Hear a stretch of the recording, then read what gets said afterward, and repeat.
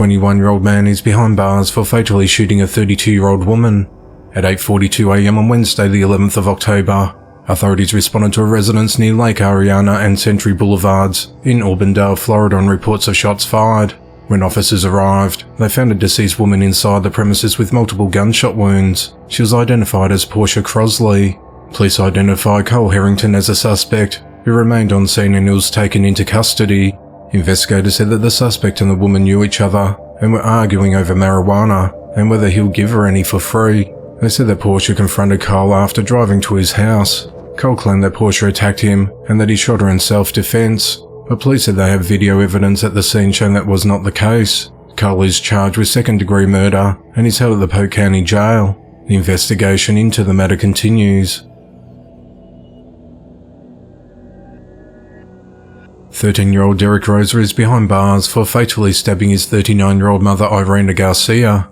The incident occurred at around 11:30 p.m. on Thursday the 12th of October at the Amelia Oaks apartment complex located at 211 West 79th Place in Hialeah, Florida.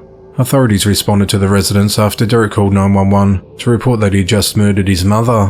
When officers arrived, Derek calmly exited the premises with his hands up and was taken into custody.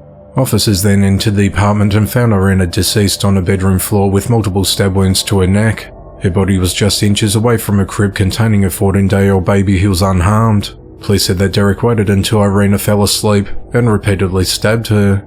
Officers said that Derek's stepfather, who also lives at the home, was not there at the time as he's a trucker and has since returned after being out of state.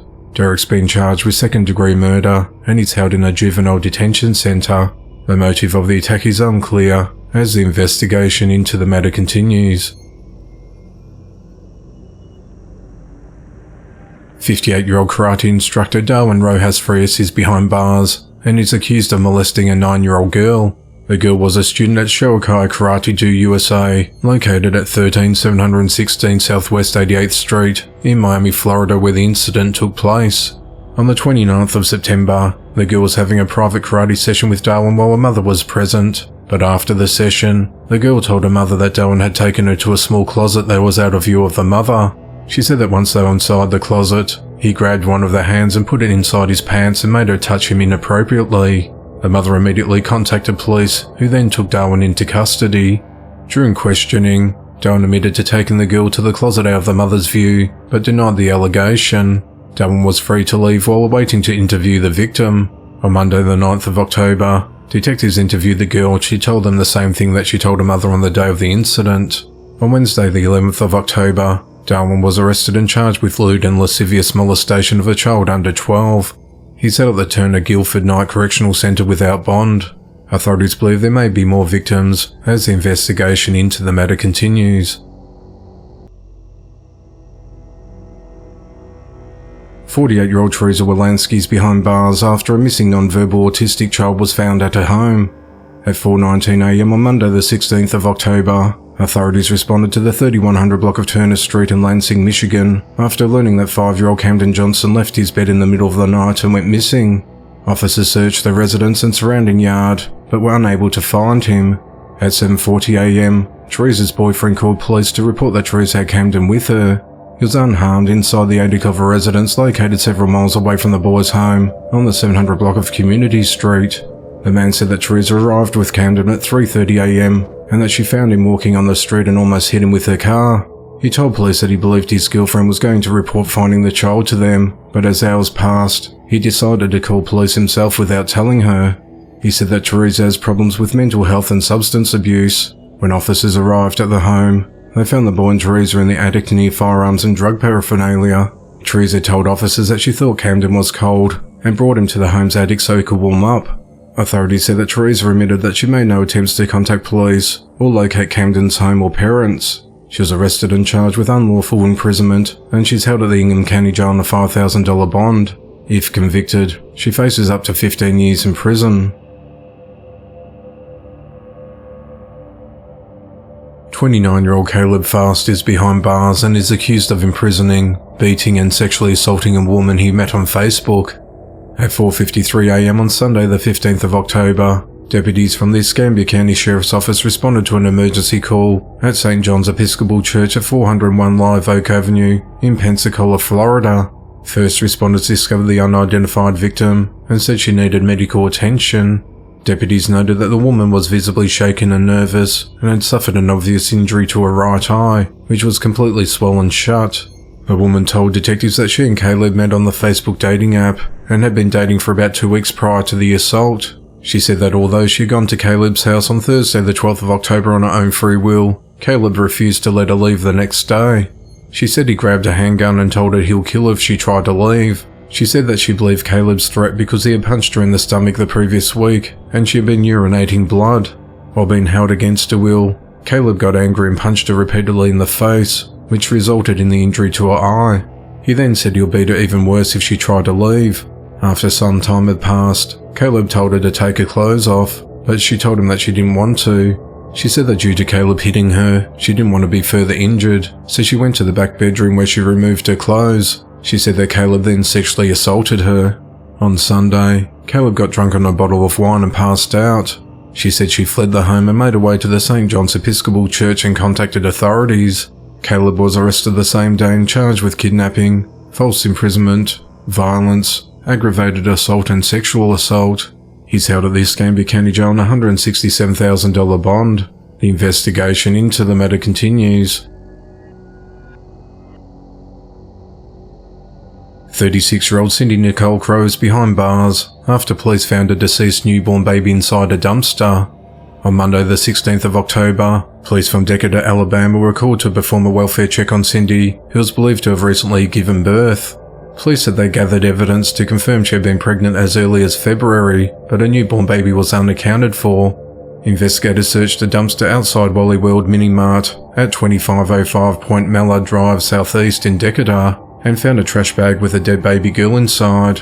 Police said that the trash bag had been stuffed to the bottom of the dumpster under several other large trash bags. The Alabama Department of Forensic Science will perform an autopsy on the newborn's body. On Wednesday the 18th of October, Cindy was arrested and charged with abuse of a corpse. She remains held at the Morgan County Jail on a $200,000 bond.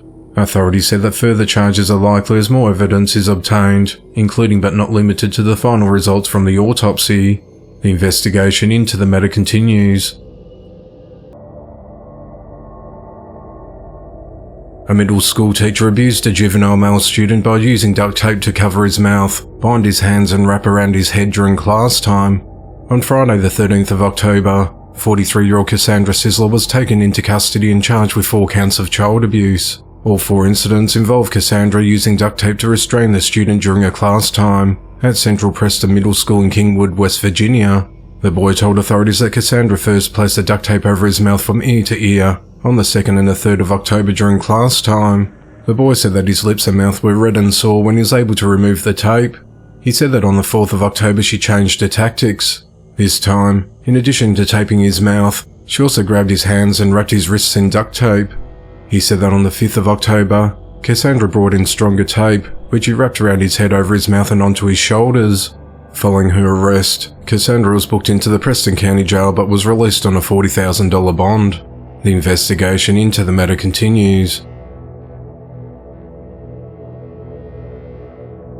34-year-old Alec Fairwell and 26-year-old Gracie Murray are behind bars and are accused of sexually assaulting a woman.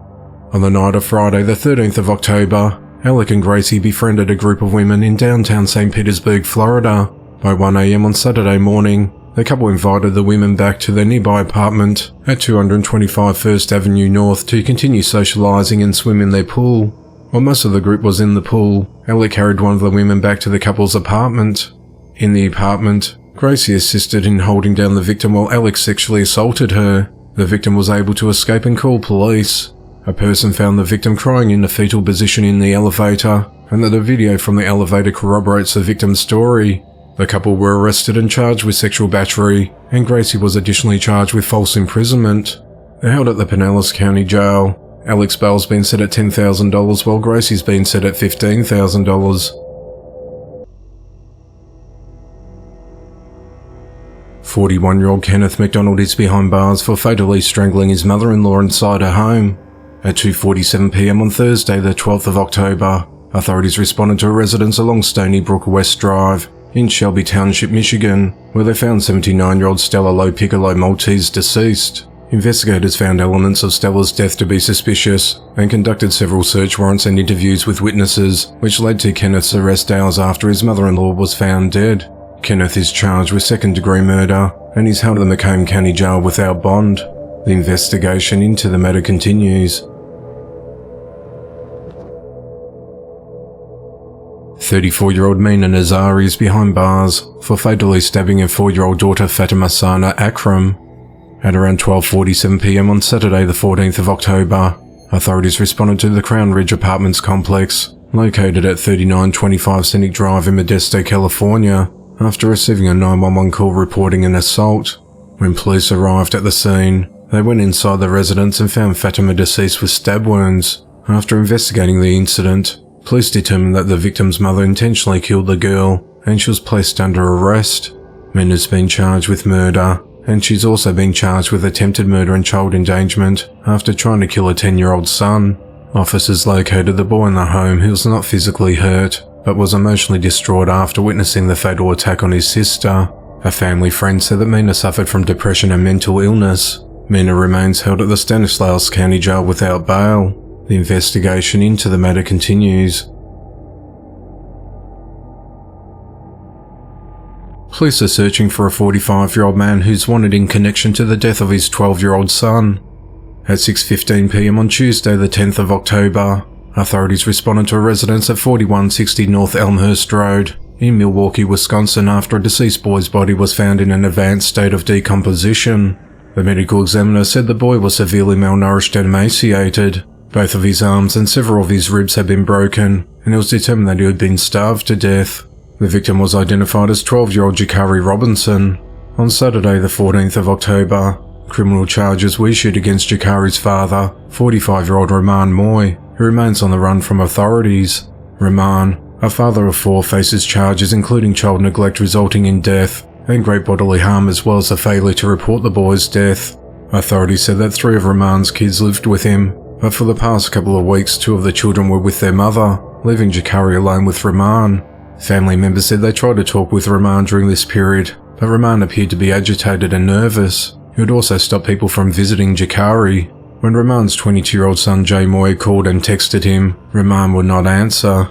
On the 10th of October, Jay went to check on his dad and brother out of concern. Rahman did not answer the door, so he entered the residence. When entering the premises, Jay was hit with a foul odour and found his brother's body in front of a couch on the living room floor.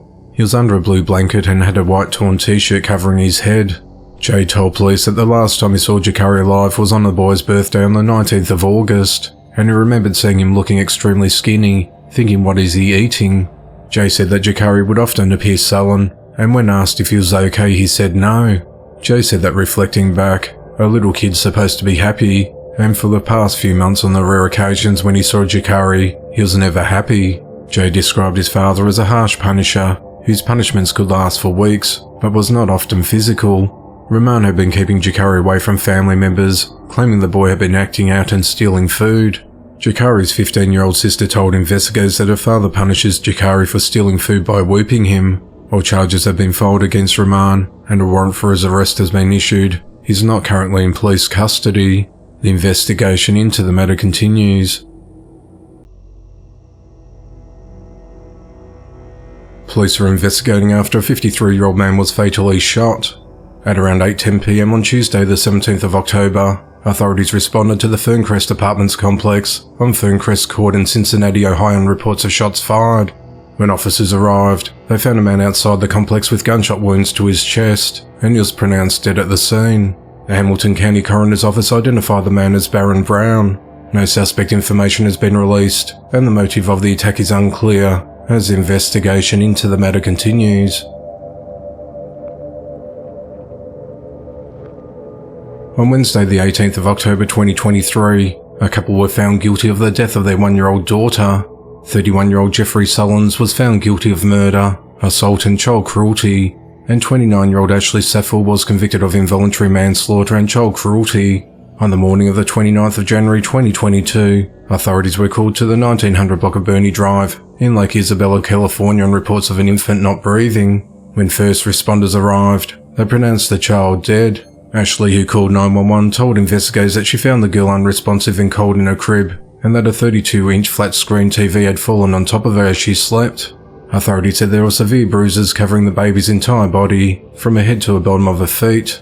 During the autopsy, it was found that the girl had multiple severe brain injuries, which caused her death, as well as a lethal neck compression.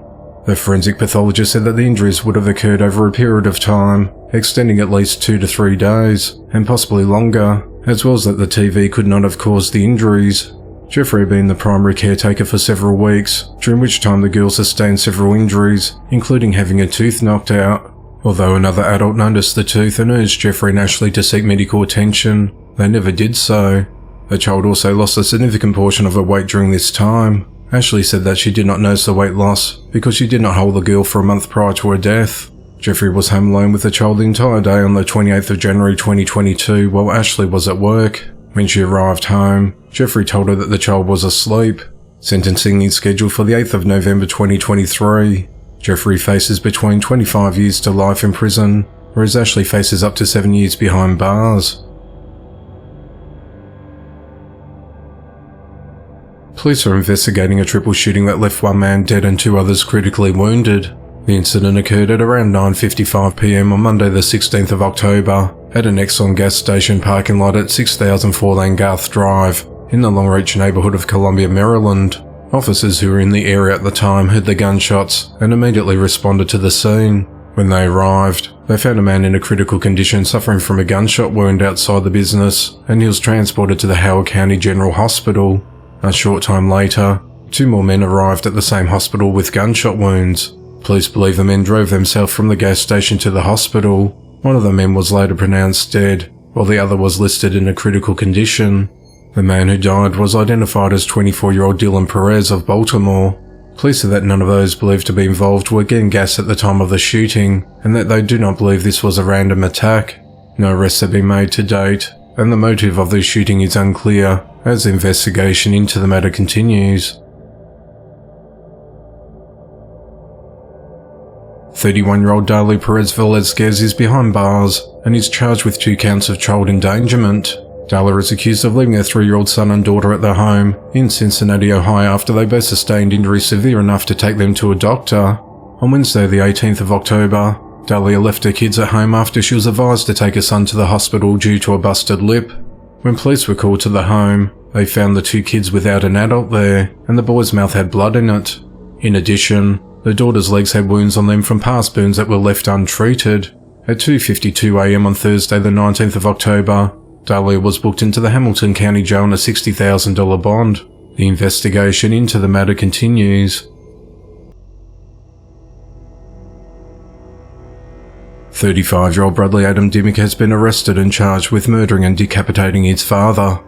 At around 10:15 p.m. on Friday the 13th of October, authorities responded to the 500 block of Demnia Drive, near Hunt Lane in San Antonio, Texas on reports of a suspicious person looking into parked vehicles. When officers arrived on scene, Bradley told them that he killed a person and gave officers the address to a home less than a mile away at 2139 San Lucas Street. When police went to investigate, they found the front door of the home unlocked with blood on the floor and a dead dog nearby. In the living room, there was a headless body and a trail of blood that led investigators to a bathroom, where they found a severed head in the bathtub. The victim was identified as 65-year-old Keith Brian Dimmick.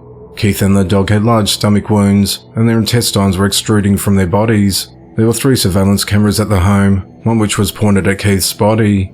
It's unclear exactly when the homicide occurred, but detectives said there were missed notifications on Keith's cell phone early in the morning at 9:19 a.m. Police said that Bradley and Keith lived at the home, and family members on Facebook indicated that Keith was Bradley's father. Bradley was arrested and charged with murder and animal cruelty. He's held at the Bexar County Jail with bond set at $1.5 million. The investigation into the matter continues. A 71-year-old man is behind bars for fatally stabbing a 6-year-old boy and seriously injuring his 32-year-old mother because they were Muslim. At 11:38 a.m. on Saturday the 14th of October, authorities responded to a home at 16201 South Lincoln Highway in Plainfield, Illinois after receiving a desperate 911 call from a woman who said that her landlord had stabbed her and her son with a knife. When officers arrived, they found the suspect 71-year-old Joseph Zuber outside on the ground near the home's driveway, and he had a cut on his forehead. Police found a knife at the scene and arrested Joseph after he was treated and released from hospital for a cut to his head. When officers entered the residence, they found a woman and a boy in the bedroom with dozens of stab wounds to their chests, torso and arms. They rushed to a local hospital, where the boy was pronounced dead. The woman was hospitalised in a serious condition, but is expected to survive. The victims have been identified as 32-year-old Hanan Shannon and a 6-year-old son as Wadia Al-Fayilmeh. They rented a room at the home from Joseph and lived there for 2 years with no issues from their landlord. Detectives were able to determine that Joseph targeted both victims due to being Muslim and the ongoing Middle Eastern conflict involving Hamas and the Israelis. Hanan said that Joseph had been angry about what he was seeing on the news. He knocked on the door that morning, and when she answered, he tried to choke her and then attacked her and her son with a knife, shouting, "You Muslims must die." She said she ran to the bathroom to call 911, and when she came out, she found that Joseph had stabbed Wadia to death. It all happened in seconds, she said. Joseph's charged with first-degree murder, attempted first-degree murder, 2 hate crimes and aggravated battery with a deadly weapon. He's held at the Will County Jail. The investigation into the matter continues. 60-year-old Richard Bradford is behind bars for fatally shooting a homeless man.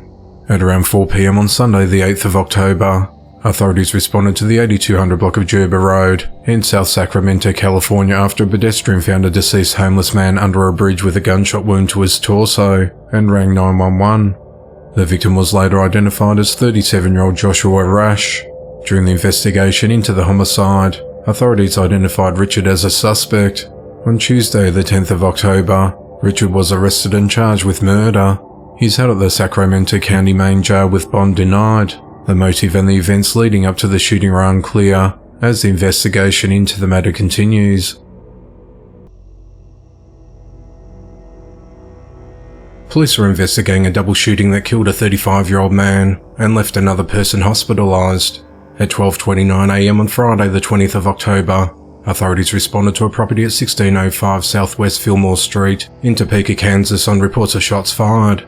When officers arrived at the scene, they found 2 adults who had been shot. One victim, who wasn't identified, was transported to a local hospital with non-life-threatening injuries.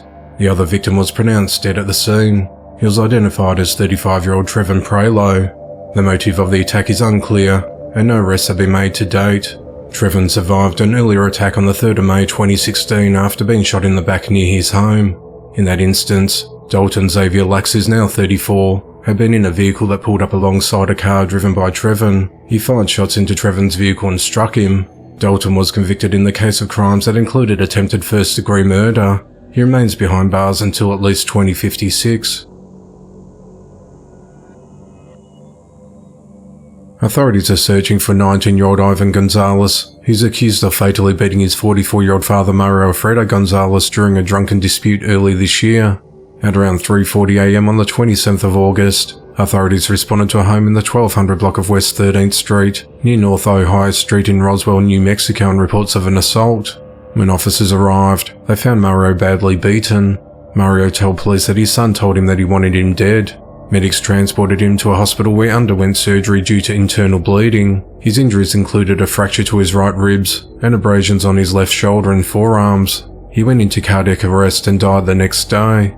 During the investigation, police learned that Ivan and Mario were drinking beer in a pickup truck outside the home and began arguing about various things. Ivan became angry and punched his father, who exited the truck and started walking back towards the residence. Ivan followed him. Once inside the house, police said that Ivan kept punching and kicking his father until the fight ended when someone else at the scene separated the 2 men. Ivan was initially arrested on a charge of battery against a household member and was released on his own recognizance the next day. On the 3rd of October, the medical examiner ruled Mario's death a homicide due to blunt force injuries. It was noted that Mario suffered multiple internal injuries and that existing medical conditions contributed to his death. On Friday the 13th of October, Ivan was charged with second-degree murder. A warrant for his arrest was issued, and police are continuing to search for Ivan to take him into custody.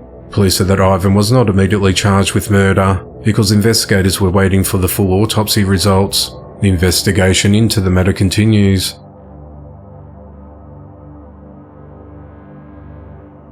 27-year-old Jonathan Fair is behind bars for fatally shooting his toddler daughter and injuring his ex-girlfriend and her boyfriend during a custody exchange.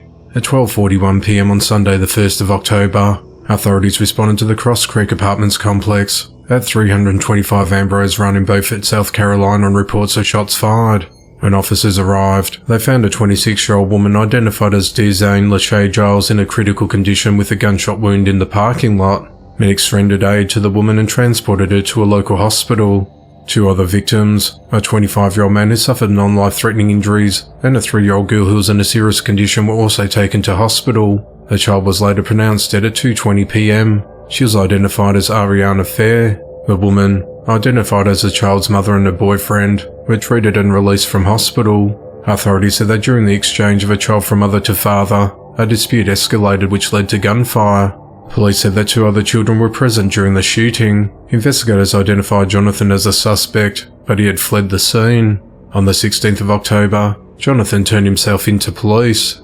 Jonathan's charged with murder, 2 counts of attempted murder, 2 unlawful weapons possession charges, and 3 counts of felony child neglect. He's out of the Beaufort County Jail with bond yet to be set. The investigation into the matter continues. A 5-year-old boy and girl were found deceased in the bunk beds after their mother jumped to her death from a bridge in Florida in an apparent double murder-suicide. At 8:45 a.m. on Friday the 20th of October, authorities responded to a 911 call from a motorist who reported a woman had pulled over a silver car on the crest of State Route 417 bridge. She then slid out of the car's passenger side window and jumped into Lake Jessup. When deputies arrived, they spotted the woman floating in the water. 2 fishermen, one of whom was a retired Seminole County firefighter, helped to recover her body. The woman, who was identified as 31-year-old Kataray Hutto, was pronounced dead at the scene. The incident prompted a wellness check at her home at 1816 Alexander Avenue in Sanford, Florida, after authorities learnt that she was a mother of 5-year-old twins. Inside the home, a little boy and girl identified as Ahmed and Ava Jackson were found dead in their beds. Both children had special needs. A gun was found in the bedroom, but the children did not have gunshot wounds or have any signs of blunt force trauma on their bodies. A cause of death will be determined by the medical examiner's office. Seminole County Sheriff Dennis Lemmer said it does not appear there was any blunt trauma. It does not appear they were victims of gunfire, so there would have to be a method of death that the medical examiner can help us understand through toxicology reports. He said that the 2 deputies who went in said it looked like the 2 innocent 5-year-olds were sleeping. If the deputies did not check the vital signs, they would not know they had been deceased, he said. Kataray has no criminal history, and there were no calls to her home, which is a Habitat for Humanity project completed about a year ago. The home had little food or furniture inside. Kataray had worked at a temp agency, however it's unclear if she was struggling financially. She had been at work as recently as a few days ago. The twins last attended school on Friday the 13th of October. Kataray had tried to contact her mother, who lives in Perry but was in Orlando for a medical procedure on Thursday night on the 12th of October. Her mother said she missed the call and assumed that one of the twins was playing with the phone, as Kataray did not leave a message. Investigators believe that the father of the children lives in South Florida. The investigation into the matter continues.